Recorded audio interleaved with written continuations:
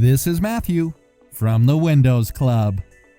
If you wish to turn on or off dynamic lock problems notifications in your Windows system, then either read through this article on the website or simply watch this video. I will guide you through the procedure.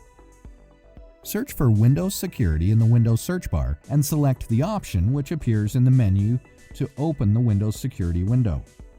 Now, click on the Settings option at the bottom left. In the Settings window, click on Manage Notifications. Turn the switch on for Get Account Protection Notifications. You can check or uncheck the box associated with Problems with Dynamic Lock to activate or deactivate the notifications for the same. Isn't this easy and interesting? If you have any doubts, please go to the original article on the Windows Club and write your question. We will surely answer it. Thank you for watching this video. Have a nice day.